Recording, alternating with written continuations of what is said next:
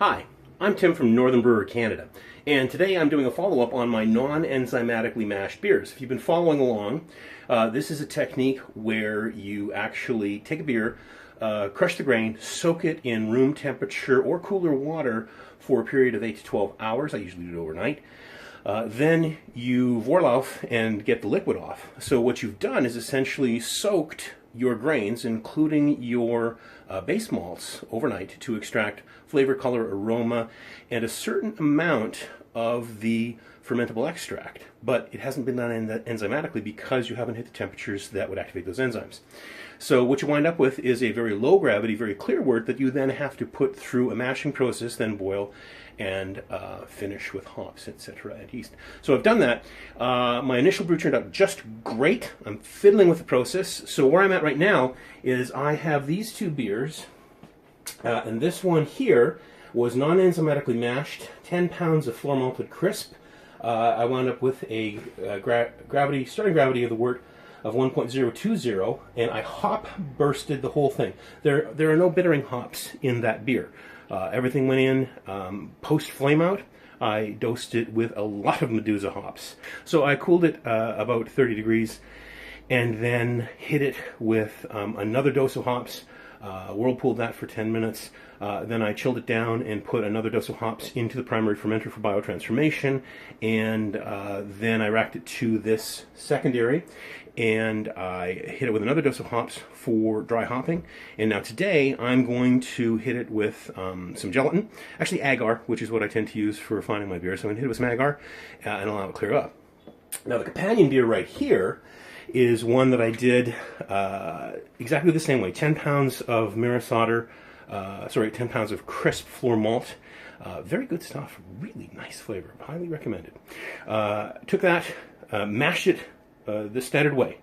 Just went in, did a single step infusion mash, but I added the 10 pounds of used grain from the first non-enzymatic mash.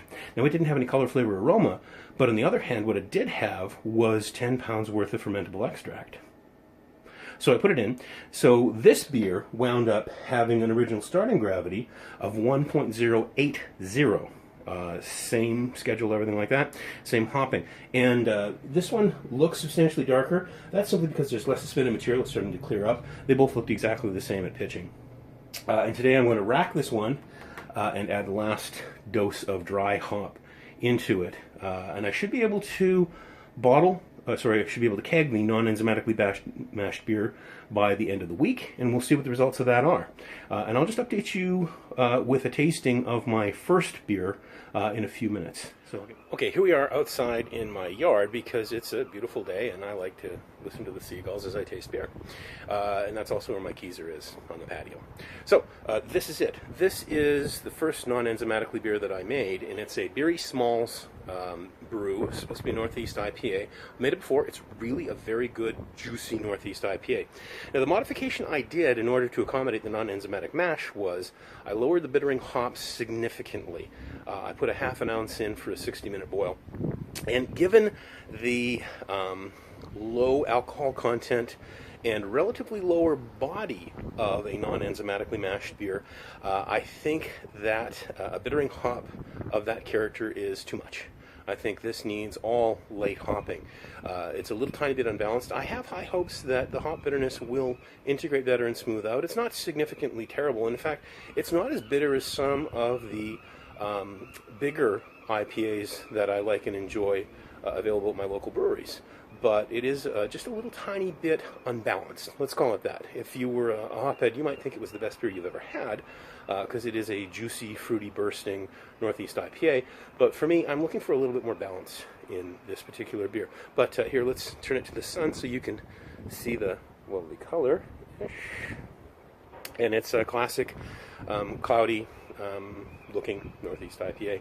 I don't know why they can't get their beers clear. Maybe somebody should help them work on that. So anyway, let's try it.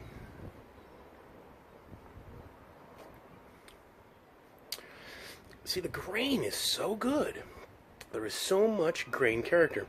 Now, I also treated the water slightly, a little bit of sulfate, a little bit of calcium, and wanted to bring out the juicy Northeast character. And I think at this level of grain malt character, maybe I would have skipped that next time. So this is a technique that I'm still working on. I have high hopes for, and the next 2 beers ought to really tell what's going on. So that's just my update. Thanks.